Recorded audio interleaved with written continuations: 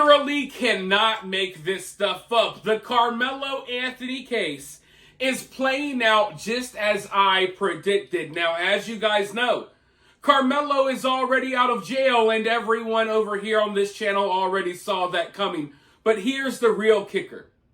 Yesterday, when it was announced that Karmelo's bond was reduced, I made a statement that upset a lot of people.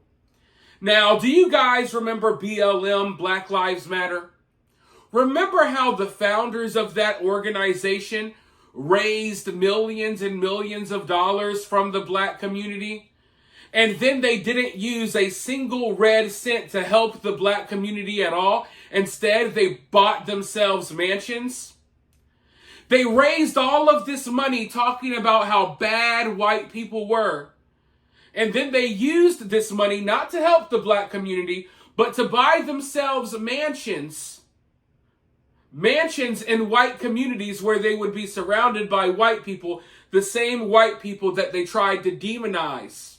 The same white people that they said were so bad as they were raking in money from the black community. Now, when I brought that up yesterday, people got really upset. They said, "What does this have to do with BLM?" But you see, I also said this. I also said that I hoped that Karmelo Anthony's family actually used these donations they've been getting to bond Karmelo out and to use it for his legal defense. Now, I don't think Karmelo should have been able to bond out. But that's not the conversation we're having. What my point was, is that Karmelo Anthony's family needs to use the money they've raised for what they raised the money for, which was for his legal defense. Well, guess what? Mere hours after Karmelo Anthony getting out of jail, it was announced that Karmelo's family is using some of these donations to move into a new house. A really nice house, by the way. Almost $1 million. I took a look at the house. I took a look at around the inside. It's a nice place. The address has already been doxed online, but let me say this, that is wrong. Doxing is wrong. I'm obviously not on Karmelo Anthony's side in this situation. I'm not on the side of his family in this situation, but I don't think they should be harassed. I don't think anyone should bother this family. Do not be stupid. They are desperately looking for a reason to play victim, if you ask me. Right now, they're trying to bait someone into doing something stupid. Okay? I fully believe they're trying to bait someone into doing something stupid. I mean, look at the photos and stuff they posted yesterday when Karmelo got out of jail. Someone who did what Karmelo did, if he was lucky enough to bond out of jail, we shouldn't be seeing him or hearing from him. He shouldn't be posting pictures, smiling with activists and stuff like that. But that's what we got. And understand, the people around Karmelo, they are racial instigators. They attach themselves to cases like this on purpose to boost their own clout, to get attention themselves, but also to weaponize these stories in a way. And that's what they're doing with Karmelo. When Dominique Alexander posed for that picture with Karmelo yesterday, he did it in a taunting manner, knowing that he wants people to react so then he can play victim and then he can have a reason to spark a protest or something along those lines. So you got to understand what these people are doing. These are not nice people. These are people who are obviously moving a certain way, and they're desperate for someone out there to do something stupid so they could use it against Austin Metcalf's family and use it to benefit them in this case. And as far as the bond goes, Karmelo Anthony's family didn't even have to pay this bond. A man by the name of Corey Tony paid this bond. He actually owns a bond company. I think it's like No Holds Bar Bond or something like that. He's a guy who claims to be a pastor. A guy who has connections to Dominique Alexander, the family spokesman. And if you go and look at Corey Tony's social media, you will quickly see that he has been instrumental in spreading all of these lies that are out there about Austin Metcalf.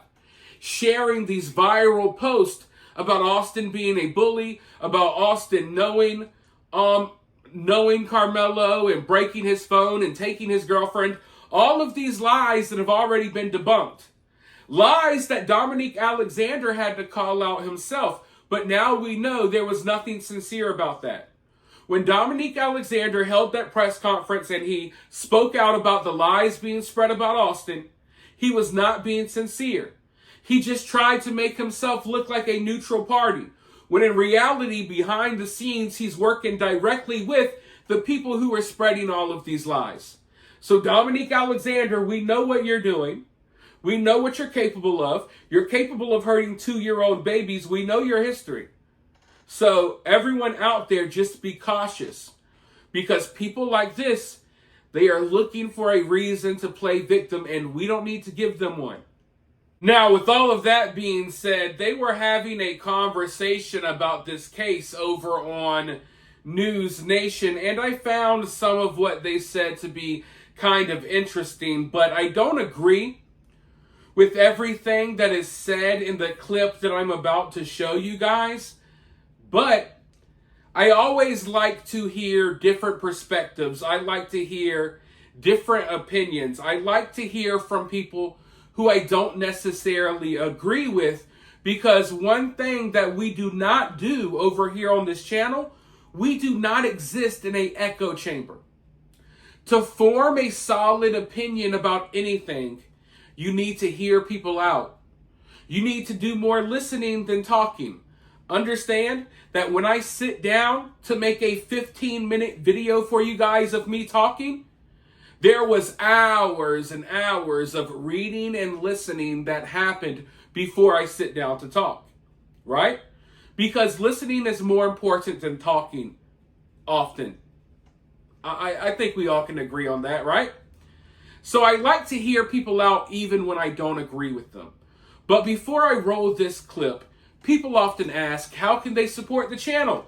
The answer to that question is very simple. You can support the channel by hitting that like button, subscribing, sharing this video on social media, and dropping a comment below and becoming part of the conversation.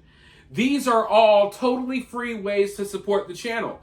But if you want to take your support one step further, you could always send a super thanks or a Cash App. And when you send a Cash App, YouTube does not take a percentage out of it. Now, with that being said, I want to go ahead and roll this clip. We might not agree with everything that's said here, but let's hear these people out, and then I'll be right back with more thoughts. Anthony was being held on $1 million bond, which was crazy. Today, they reduced it to $250,000, which is, still sizable, but he wound up getting out. All right, so Mark, first of all, the idea of race, you lived it with Zimmerman in a big way. There's so many people who believe that that's why Zimmerman wound up beating that case. But what do you see here? What are your questions? What will matter? Oh, no, it's definitely a consideration. It always is, whether it's a sort of obvious what we're doing or the implicit one, because we all carry these implicit biases with us that perceive or impact how we perceive an event. Now, what's really it's going to come down to, and I disagree with the guy who said this is not a self-defense case yesterday, I think he said it. This is definitely a self-defense case, because it always is one until you look at the facts of the case and compare the two. You have to compare who was the initial aggressor. Was it an aggressive act for him to go up and say, get away from the tent? Did he do more than that? My understanding was maybe he touched him and put hands on him. Granted, that makes the decedent in this case maybe the initial aggressor.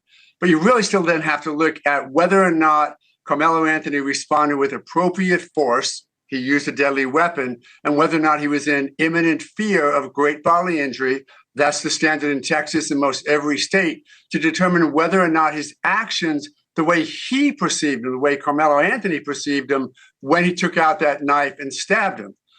The good part is if the decedent was the aggressor initially. The bad part for Karmelo, if in fact it's true that he sort of said, touch me and you'll see, because that's that aggression, that's that predisposition towards violence that doesn't have a place in a true self-defense case. What's the most important question for you in this, Mark? And then I want the same from you, Professor, if you have one. Go ahead, Mark. Sure. who truly was the initial aggressor? How did this unfold such that if in fact he had a reason to believe in great bodily injury was imminent, was it reasonable? Was he pushed? Was he shoved? Was he hit? Because don't forget, it's of the moment, but you are allowed to respond to great deadly force with your own great deadly force, or at least your perception of great deadly force. So it's really going to be fact-based. I do think that race, it's going to be played out on social media. It also is going to be played out in a courtroom if you ever get there, because in today's day and age, I would argue that someone like Karmelo Anthony now has a heightened concern over the past few years and the way we've sort of degraded some of the progress we may have thought we made over the past decade, as far as how we're treating young black males in the system, such that maybe he would have felt more preyed upon than he otherwise would. Interesting. You're right. We're going to be talking about this for a long time. Professor, what do you got? Hello? Oh, I'm Professor? sorry. Yeah, Professor. This is all about who the jury is. This will all be determined by the jury. If the racial factors were reversed, if a white man had killed an unarmed black man, everybody would be on the reverse side of this. We live in a society where everything is judged by race. You know, the Bible says to judges and prosecutors, don't recognize people, just do abstract justice. We're way, way, way beyond that. If the racial elements were reversed there, virtually all the people who are calling for him to be acquitted would be calling for him to be convicted, and vice versa. Let's not kid ourselves. We live in a race-conscious society, and jury selection, which, of course, your other guest is so brilliant at and did so well in the Zimmerman case, is determine the outcome of this case, without a doubt. For me, it's as simple as, how do they feel about this proposition? Bringing a knife to a fist fight. Right. Mark O'Mara, we'll see what happens. Alan Dershowitz, thank you very much. Now, when this story first broke, I hopped on it, I started doing my research, and I immediately noticed that there were portions of the black community that were coming together and organizing a huge misinformation campaign. Simply because they don't like white people, they were coming together to spread a bunch of lies and hate and misinformation surrounding this case. So when I noticed that very early on, before other people noticed, I called it out. I warned people that this is where this case was going to go. It wasn't going to be about the details. It was going to be all about race. I told people that there was going to be a huge racial debate, that this story was going to cause a lot of racial tensions and all of that. Now, when I told people that, a lot of people got upset. A lot of people started crying. They asked me, how dare you make this about race? As if I was the one sitting online creating fake accounts and fake posts spreading lies. No, I was simply here telling the truth. Because what people need to understand, most of my subscribers understand this, a lot of my new viewers don't. I operate in reality. I don't operate in fairy tale land. I don't operate in a padded room where everything I say is meant to make you feel comfortable. No, the truth is usually uncomfortable. That's why they call it the inconvenient truth. The truth can hurt. The truth can be harsh, but the truth is the truth. So understand that I operate in reality.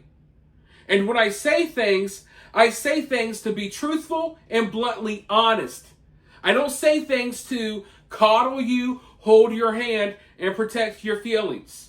Do I want this to be a racial situation? No. Do I want racists online spreading lies about Austin Metcalf? No.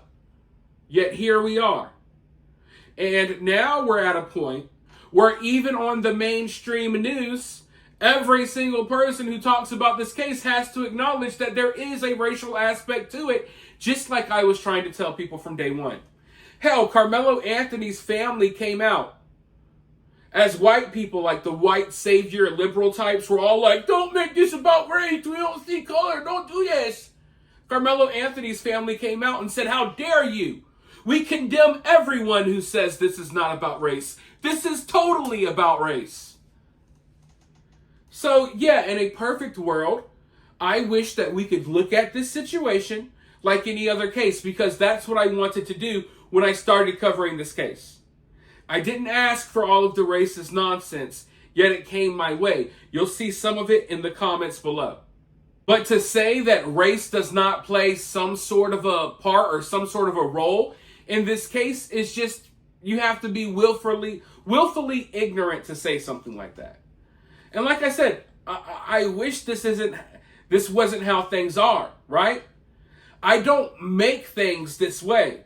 I just react to how things are. I haven't created this reality. I'm just reacting to the reality that is put in front of my face. So as of right now, I think things are going to get worse. The tensions are going to get worse. Like I said, Karmelo Anthony's family, I don't want to blame Karmelo Anthony's family per se, but the people who they hired or they've allowed around them, this activist group, they are definitely trying to bait people into doing something stupid. They want problems. They want issues. They are hoping for it. They feel like it's the last part of the puzzle that they need to totally free Karmelo. They want something stupid to happen while Karmelo is out of jail on house arrest so they can go to the judge and cry victim. That's what they want. Maybe not Karmelo Anthony's family, but the activists that are around them. So I expect things are going to get crazy. If Karmelo is found guilty, it will be a slap on the wrist. He's not going to be held accountable in the way that he should. So I just want to go ahead and, lower everyone's expectations now. He's not going to get life, nothing like that. He might do 5 or 10 years if we're lucky. If we're lucky. I don't think he has a solid self-defense case. I've been researching and looking more into the self-defense laws in Texas. I don't think he has a self-defense case that will hold up. But the law here doesn't really matter. What matters is the jury, who the jury is, and how they feel. Because we already know the judge that was presiding over this case, at least for the bond hearing, we already know that she has personal biases. So I don't expect a fair trial. But we'll see. I'll keep you guys updated. For now, you guys let me know what you think, though, down in the comments below. While you're down there, hit that thumbs up, hit that subscribe, ring that notification bell. And I'll talk to you all very soon in the next one.